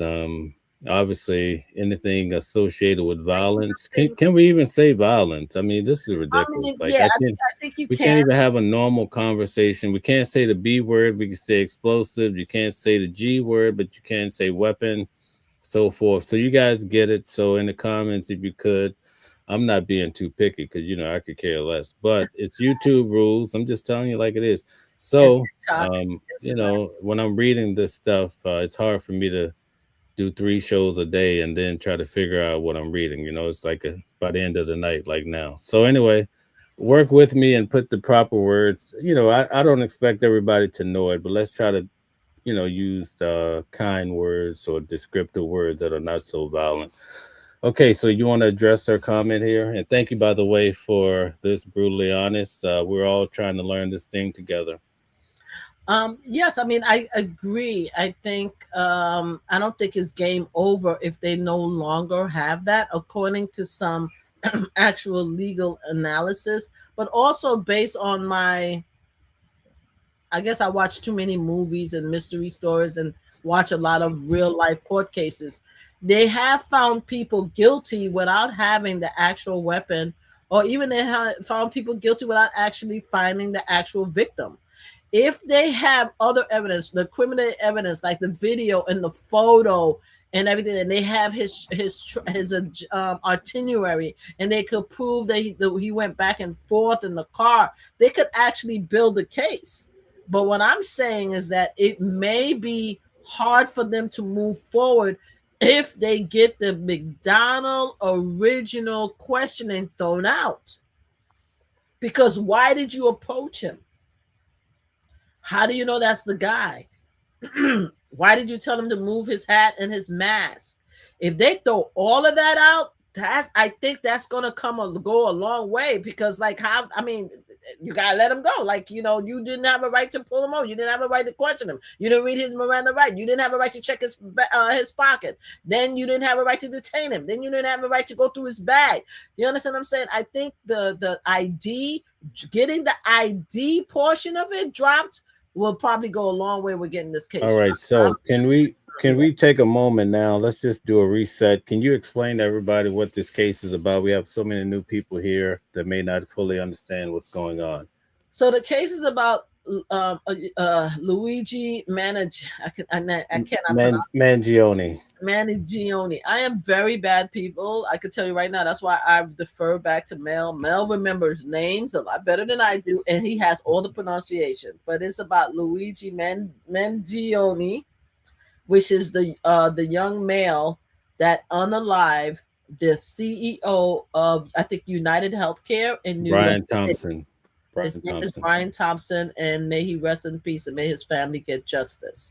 That's who we're talking about right now. I mean, they just finished the hearing, just like his defense lawyer Karen said. That should have been just a one-day, couple of hour hearing about the evidence that they collected, and the arrests of Mr. Luigi, and the fact that the defense believed that a lot of the evidence should be dropped from the case. So that's what the case was about. What is going to be kept and what's going to be dropped. Because the reason why we're having the conversation is because they did not have, in my opinion, the right to question him without reading his Miranda rights. One, they did not read his Miranda rights until about 20 somewhat minutes into stopping him while he's eating breakfast and asking him to remove his hat and mask. They felt that it was the right guy, but they didn't go to proper procedures. Besides questioning him, they also did not have a right to search his belongings and search his bag without a warrant. They also continued to do an illegal wiretapping of him prior to reading him his Miranda rights before questioning him. Then they went to speak to his mom, and they're saying allegedly they misquoted the mom. So they're doing all of this to capture this guy because the key to, and I call them the Keystone Cops. And if you don't know what Keystone Cops is, please go look in their 1950s, 1960s.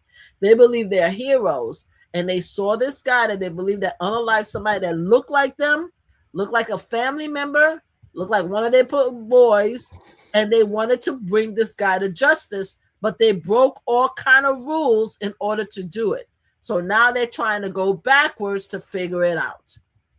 Okay, so here's a question from Gold Digger. Is there any information about his mental health background? No, the defense is not the defense. I was asking that question in my own way. Like, is there anything you want to tell us? How is he feeling and anything like that? The defense is not talking about anything as far as I know, as far as his mental health, his background or anything. They actually did not ask him any questions. He just was in court just to hear. I haven't heard anything. Now, prior to it, there was a lot of conversations about him, about his health and stuff like that. The media had some information that they got, but we didn't hear anything about that in court. Well, wait a minute. Aetna, the insurance company, I believe now, let me just say allegedly, I don't want no smoke with them. They accidentally faxed over his medical records to the Really? Yeah, so we got to talk about that. Well, I don't want to get into that part. No, yeah, so I think it was 100 pages. You have to look it up. So they accidentally faxed over to the DA, I believe, his medical records. So that's a big problem, and I'm pretty sure. Well, I can't impute bad motives to them. That maybe it was because of some issues, but it did happen. The prosecutor or the defense? Because if the prosecutor is a bad, it went to the prosecutors. The insurance company accidentally faxed it over to the prosecutors. So that's on record. So that'll give you a little insight. Gold Digger. Now were they watching Fox News too? Maybe, who knows, right? But anyway, this is all allegedly, and it's all in the news, so you can check it out. She also wants to know what was inscribed on the ammo. Yeah, you told me about that. You said, I think you are the one that told us what. So there was three words on 3 of the ammo: delay, deny, and depose. But it's based on a book that's called Defend, Deny, Delay. So there you have it. That's what's inscribed on it. Okay, and openings, back up what I said. Deny, okay. And depose. Okay. Thank you, brutally honest. Appreciate it very much. Okay. It was delayed, denied. And these are the words used by insurance companies when people are battling with cancer and all sorts of tough illnesses. And I know people don't want to think about it, but hey, listen, that's the reason why when he went to his arraignment and Fox took him, Fox said that he made the statement, meaning Luigi Mangione, says, I can't believe all these reporters and people are here for a mass murderer. And then a lot of reporters went out and they thought that he was referring to himself, but he was actually, in my opinion, referring to Brian Thompson, because he's saying, if he said it, right, because the officer said his camera battery died. So as far as we know, the officer could have made it up, right? But at any rate, I think Luigi, if he said it, he meant it about Brian Thompson, because the insurance companies, they allow people to die at a large rate every day because they're not getting the care. That's the assumption, okay? Yeah. Let's get that clear. Okay, yeah, very good. If it's him, if he said it, I think, and this is where I think that they're going to be very careful with picking the jury, because if they have an empathetic juror, and that's the thing they're pissing a lot of people on Fox News and a lot of our mega brothers and sisters, because I've heard it said several times, oh, he's not going to be able to be found guilty in New York because New York is so biased against cases like that. So the prosecutor is going to have to be very good at picking up a 12 juror that's not going to be empathetic or sympathetic, and that has not been denied services from the healthcare system. Because there's no reason that Brian Thompson should have been taken unalive. Period. I don't care. I say this all the time. I am a pew violence prevention advocate for many years. Still a volunteer for one of the biggest organizations, even though I'm taking a break. And I do not believe in unaliving anybody. Period. With that said, though, we as a community have a lot of animosity against our healthcare system. And we're being told that come January 1st, 20 millions of our brothers and sisters healthcare is going to be jacked up double as a result of the administration, right, that's currently taking over. So there's going to be a lot of angry people out there. There's going to be a lot of angry people. So it's going to be difficult for them, in my opinion, to get a jury that's going to give him the D penalty. They're trying to talk about they're going to give him a D penalty. And they may, if he continues, because I know you say he seems like he's under. I don't see that at all. I just see a really genteel, quiet. You know why? You know why? Why? Because you're a fan. I'm not a fan of a fan. Look at you. I'm not a fan. Okay, let me put it out there, but hey, you gotta eat. You said it about me, so I have to throw it back at you. Give it back to me. I know where you get it from, but I gotta be honest with you. I've been in a lot of rooms with very bad people. I've been in a lot of rooms with very. You gotta explain that. I mentioned it on several times. Like there's something about my family that we have like an instinct when it comes to like bad people, like bad energy. It's very hard for me to get fooled. Now, I did get fooled by somebody that we know very well that covered the Diddy trial, that I actually ended up liking. And I thought that he was 100% to find out that he was a Diddy supporter and he was playing all of us. But most cases, though, when I meet somebody, they have a powerful energy, and very bad people for me have a very dark energy that like kind of make my skin crawl or kind of like raise the hair on my arms. You understand what I'm saying? And I was expecting to have the same type of energy. And I worked with some very bad people. Like I volunteered and worked with some people have done horrific things. So trust me when I tell you, I've been in company of bad people.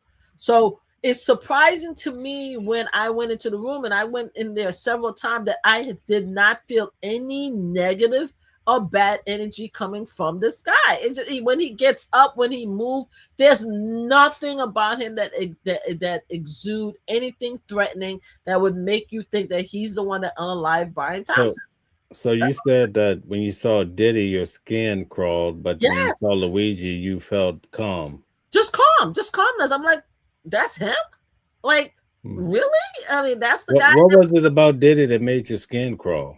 He's just an evil person. Like, there's just something evil about him. Like, he's just not a nice person. He's just, first of all, I mean, I have to say that I've been following his career for a long time, and I've always had this animosity towards, even after what he did with Jennifer Lopez. So I've always had my thing with him, but I became a fan of his when he did I started becoming a fan of his when he did the soundtrack with for Bad Boys, the Bad Boys movie, right?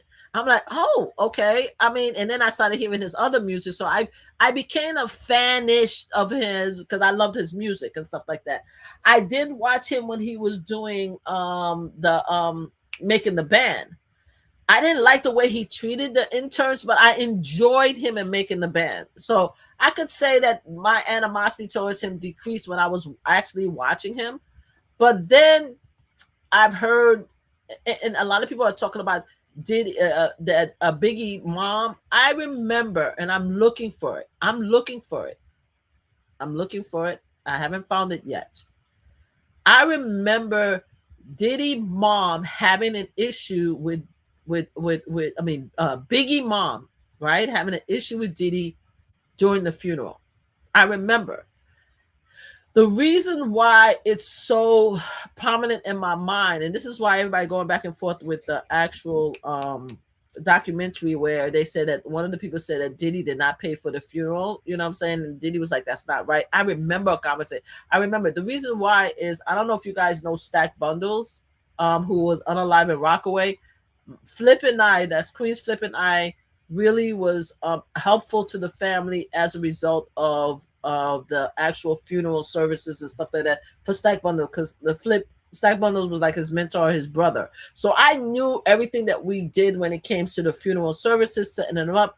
I was the head security there when I was working with the city. I worked with CAU and I worked with the funeral service. So I was pretty much unofficially in charge of the front, not the family. Please understand, I don't want the family coming after me and telling me saying I'm trying to take credit. No, I'm not trying to take credit for Stack Bundles funeral. The family did it. I was just there to help the uncle, one of the uncles. So I know everything that went in. So when I heard Biggie mom said something about Puff Daddy about the funeral services, something she said. I don't know if it was one of the documentaries, something I read. It rang through to me, and I've always remembered it, that she was mad at him about something when it came to the funeral. I remember that conversation, but I need to look at it. So I'm saying that from the way he did with Diddy mom, Biggie mom, not Diddy, Biggie mom, and stuff like that.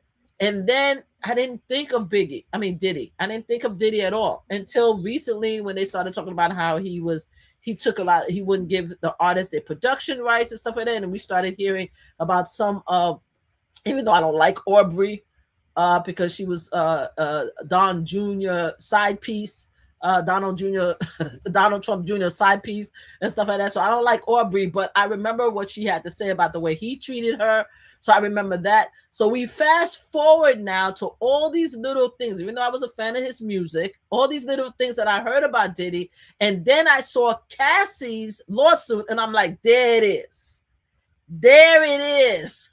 Right? This piece of so when I saw him in person, his arrogance, it's like his whole arrogance, the way he walked in, the way he sat down, and the papers, he kept on passing papers to these lawyers. And you could see, first of all, his lawyers was intimidated by him, right? Every time they would say something, he would write something down and pass it, and you could see them, they kind of jump, right? And change the narrative. I'm like, look at this asshole. It's like he's putting words into their mouth. They're not running his case. He's running the case. So I wasn't surprised when I saw the documentary when he was telling Mark on tape what to do, right? So I just didn't like him. I just don't like him. So when he came in, so I wasn't in his room with him. I wasn't in the room. I was in the overflow room until the last day when we came back, the last hearing, after he was found guilty on 2 charges. And he was found guilty on 2 charges, guys. He's not innocent. We came back because I guess they wanted to drop the case again, and then we came back to court. That's when I was in the same room with him. And when he walked in, I'm like, yo, this motherfucker he's dark. And I also want you guys to do me a favor.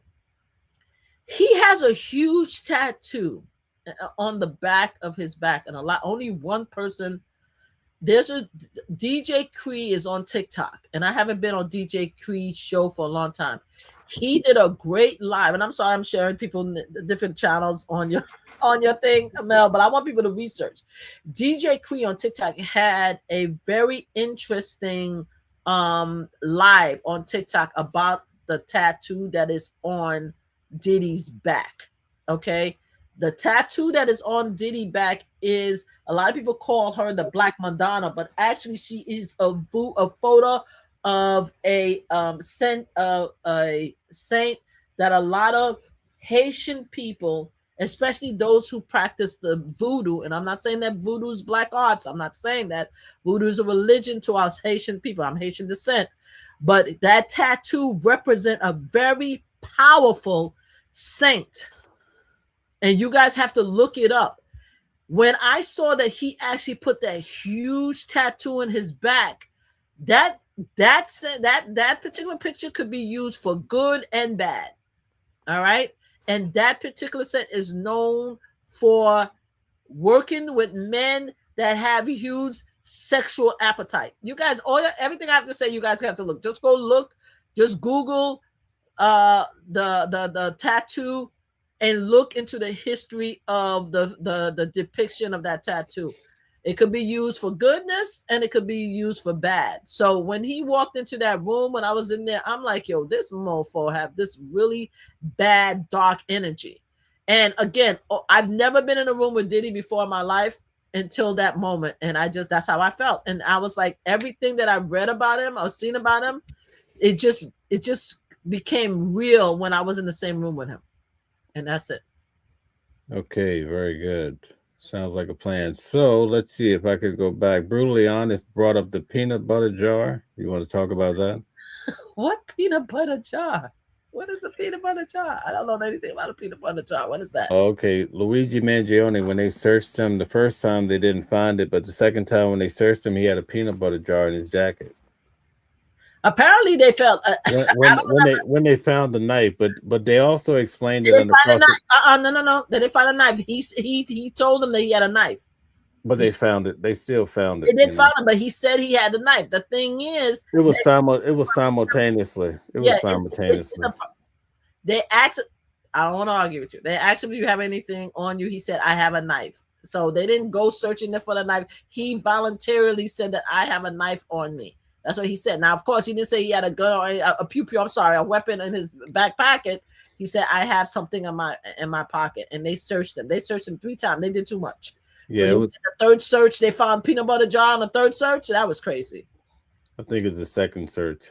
Lord have mercy. Right at the same time they found a knife on him, they found a peanut butter jar. Lord. And as the guy's about to search him up real thorough, then he says he has a knife. So it was simultaneous. It wasn't like, hey guys, I have a, it was more like, okay, you about to check me. It's like when you're going through the metal detector at the courthouse, you tell them you have your gun on you or something like that, right?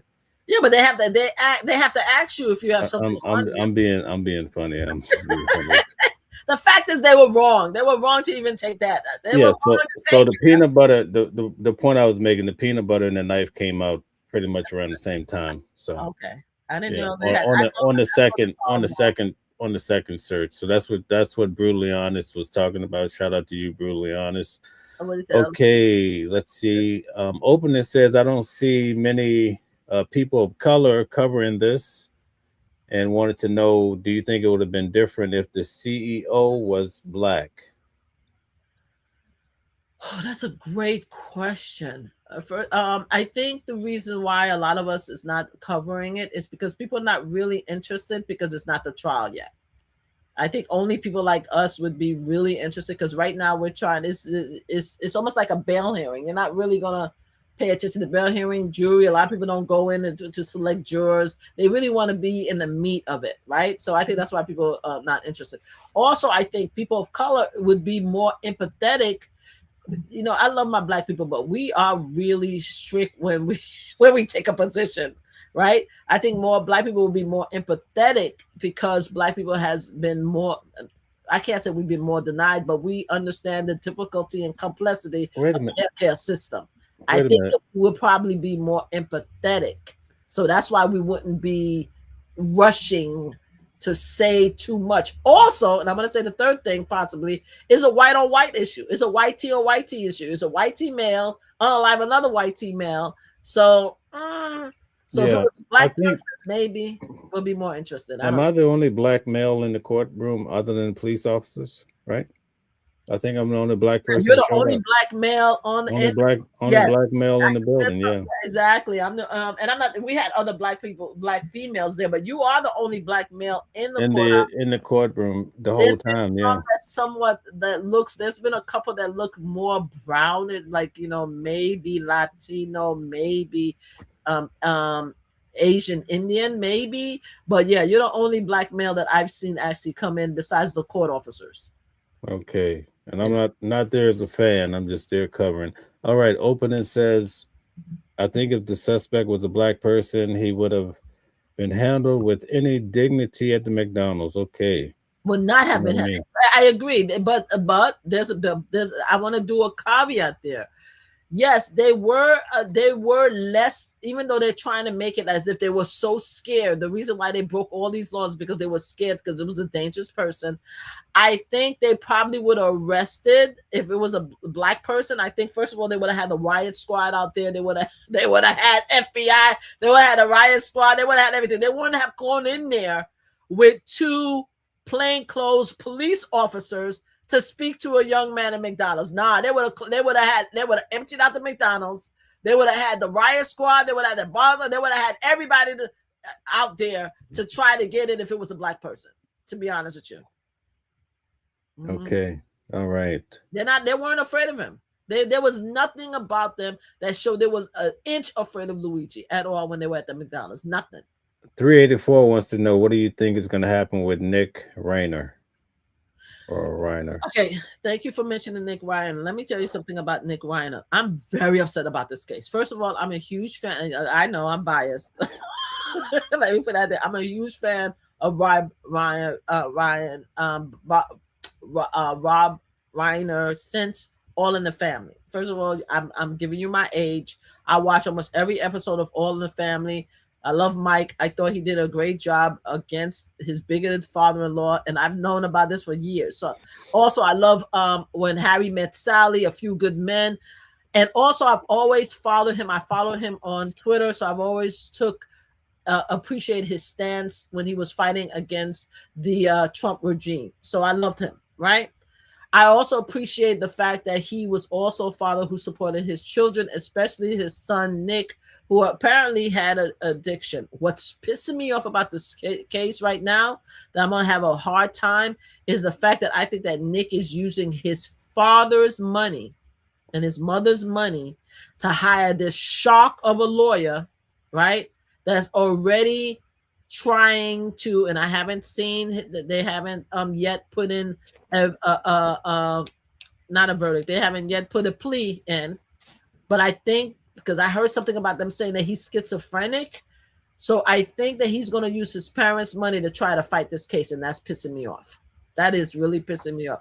I think everyone should have a right to have proper legal representation, but I hate it when both sides use the law for lies. Like I hate the fact that, in my opinion, the police officers in Pennsylvania, they skirted the rules of search and seizure and arrest in order to get Luigi.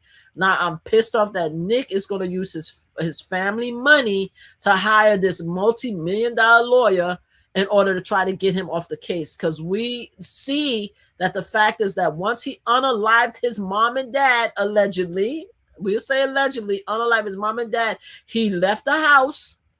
According to the reports, he went to a hotel, he took a shower, right? He went to a store and he had something to eat and drink, right? There was nothing about him unaliving his family that showed he had any type of remorse at all.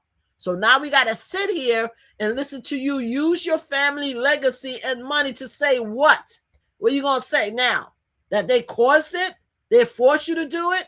After they gave you 12 times you've been in rehab, you were still living in their guest house, and you had a fight with them at a Christmas party, and allegedly, this is what I'm hearing, the parents invited you to the Christmas party to go with them because they didn't want to leave you alone for the holidays, and now you're going to use their money because apparently he didn't have any money. The only money he had is, unless he used the money to have stocks and trades and bought some Trump corn bits, right? Because maybe he has money from Trump. But according to my understanding is that unless his grandfather left him legacy, the money he's going to be using is from his family. And I don't like that. So that's what's going on with that. I'm very upset about the case that he unalived his family. I think he should have a right to be seen, but I would hope that somebody like that with all that evidence would make a plea and say, I'm guilty, and let's move it forward. But he's fighting it. So let's see what you got to say. I'm waiting for the plea. I'm waiting for the official plea. And then the nerve. And here's another thing. What pissed me off. Who the hell? God, let me calm down. let me come back, because I don't want the judges to think I have anything against the judges. I have all respect for judges. I really do. Can you tell me why is it that all of us have to appear in front of a camera and that this mofo was hidden? Why was he hidden, guys? What type of money was spent that we couldn't see him in front of the camera? Even when we are in a Zoom call, you see all our black and brown brothers, all our white tea brothers, when we go to court, even in Zoom, we have a picture. How did he get away with doing the plea behind a plastic? And there's no, this is the state. Wasn't it a state? Isn't it a state? Why wasn't he on camera? The camera, the media was in there. Why wasn't he on camera? Why was he hidden from us? It just goes to show money and power just too much. I don't like the fact that he's using his family power, money, and power to try to get away with this. That's just my thing. So. All right, very good. So to answer openings questions, yes, I will be at the federal case, the trials. I'll be at everything. I'm pretty sure you will too, right? Yes, I will do my best to be there. Yes, on all right. This is what we do. This is what we do. I think it's time to bring it to an end, though. It's been a long show. Would you like to give some closing arguments before we leave? I just want to thank you again. We came back in. Mel asked us to come back because there were some people that were saying, "Oh, you guys didn't talk about Luigi the other night." So we want to be able to thank Mel after his three lives to want to actually come back on here so we could have our Luigi conversation. So thank you for that, and thank you for allowing me to come in and have my piece and my say about it. All right, awesome. Nice, very good. Mel is trolling. Yeah. What are you trolling? You trolling me? Yeah, I was trolling you when you were making fun of me, calling me a Diddy fan, you know. He's not. No, he's not. I'm only kidding, guys. Listen, so let me tell you the final story about this whole Diddy fan business, right? Yeah, go ahead. When I first started covering Diddy trial, everybody hated Diddy from the beginning. You couldn't even say at the end of the day, when Mama Combs walked out and the whole family, if you said, "Oh, we support you guys," people would go crazy. Oh, why you support his family? By the time the case was over, if Diddy had walked out of the courthouse when his verdict was read, they would have made him a mini god. That's how many people were out there. So over the 9 weeks, it went from hating Diddy to mostly 95% probably Diddy fans. So let's just get that clear. You know what I mean? Well, I agree with you, except for I had the reverse experience, right? I had that when I got there, because remember, I started covering the trial since the bail hearing. I was outside. I wasn't inside. I was outside covering it since the bail hearing. So I've been there since the beginning. With me, the first day I went outside, right, to cover it, during lunch, people would come. I didn't plan to go inside the courthouse at all. I was planning to do the same thing with the bail hearing, just to capture people filming outside when people come out to see what they said. When I came the first day, it was probably, it was the second day, because the first day was the officer. But when I came in the second day, they had Cassie, and I heard everybody saying, "Oh, they caught her. She's lying. Oh, they're doing the good. Oh, she's getting dragged. Oh, and also the police officer from the day before, they caught him lying too. He lied, they lying." I'm like, I'm looking at everybody outside, because everybody was outside. I'm like, she's lying. I'm like, how is she lying? How they catching the lying? Because I knew when I read her lawsuit, to me, everything she said read through to me. How is she lying? So I always felt that they were hating against the survivors and everybody. They always was on his side from the second day I was there. And they never changed. So I've never seen they were Diddy haters when they came in there, ever. From the moment I came in, it was like everybody was a love fest. And when they thought he was about to get bailed, they had a party out there. I'm telling the PR, the PR setup for Diddy was amazing, because they set this thing up. And when he come out, they're gonna try to make him into a god still. Yeah. I said that, people don't believe me, but they'll see when he comes out. The internet doesn't remember long, and neither do they care. And that's something that we have to face with this generation. So, hey, listen, it's time to call it a night. Thank everybody for tuning in. It's awfully kind of you guys to spend your time with us. You want to give them some words of encouragement for your great fan base out there? I don't think I have a great fan base, but thank you so much. I think that you guys should. We appreciate that you guys come in and have ask us questions and have your say, especially when we have our political conversation. We really appreciate you guys. Please continue to come and follow us and share in our channel because there's a lot of stuff coming out in 2026. There's so much trials that's coming out. I'm trying to probably go to the Taylor hearing. Apparently, there's two brothers. I think their last name is Taylor or Robinson, not Taylor, Robinson, the Robinson brothers that have a very similar case with Diddy, but with immigrants victims. So I'm trying to cover that trial too. I don't know how I'm going to do it, but it's in the same the same court case. So I'm interested in that trial. So there's a lot of hearing that's coming up. Please follow us, and we'll be very interested. Did they even start the case with the why can't I remember the young man that unalived in the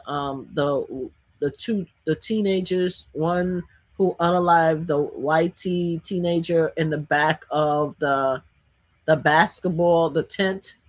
That's I'm going to be covering that case. I'm flying to Texas. That's Carmelo Anthony. That should start in June. So it's next year, June. Oh, okay. Yeah, I'm not going to be flying out. I'll just be watching your coverage because I can't take the time off. I'm also going to fly out for Tyler Robertson probably next week in regards to the Charlie Kirk case. Yeah. I would. That's the case. I would really, if I would take time off, Utah. I'll be flying to Utah for that. So if that's the case, if anything, I would go to. But I'll be following you and commenting from the side. But if that would be any case that I would try to find out for, would be that case. But I can't. I wanted to go. I was going to fly to Miami for Megan Thee Stallion, but I was in Costa Rica, so I couldn't go. But I really wanted to go for that too.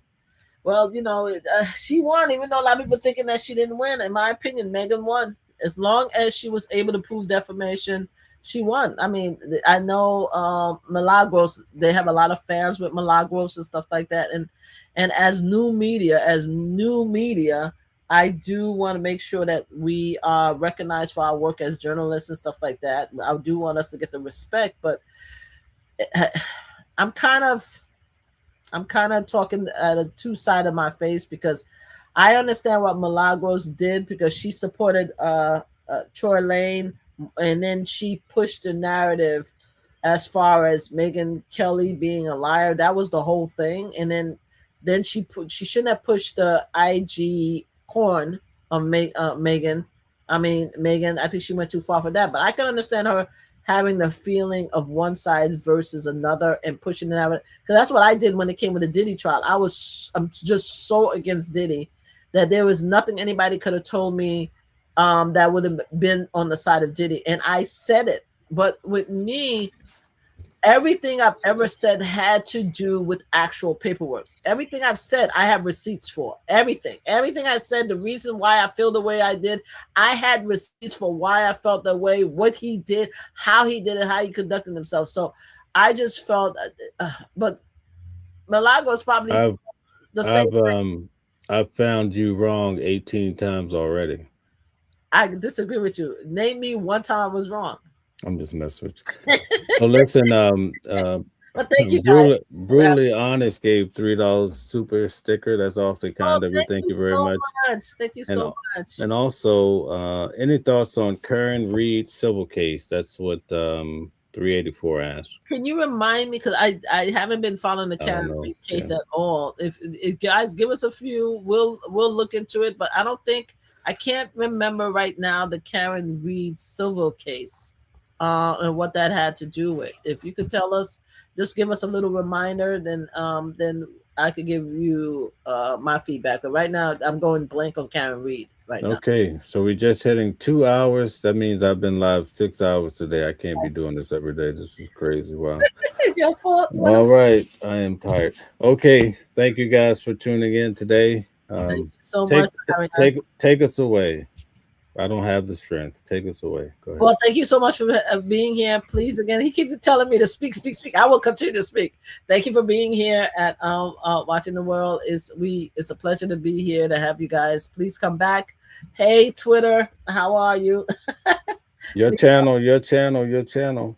And my channel is Mama Flip Slots, MAMASFLIP Slots, SLOTS. Please follow me there. We're trying to get over 10,000 subscribers.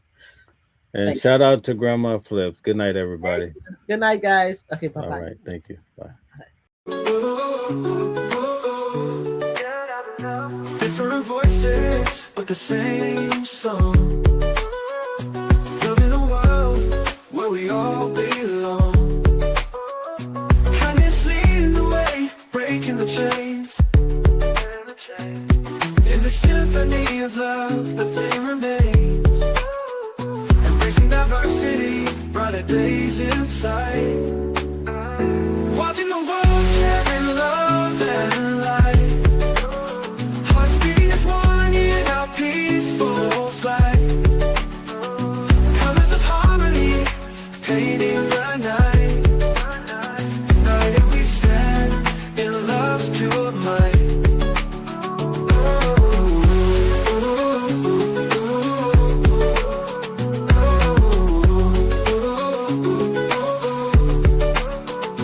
Watching the world sharing love and light. Hearts beating as one in our peaceful flight. The colors of harmony, painting the night. United we stand in love's pure might.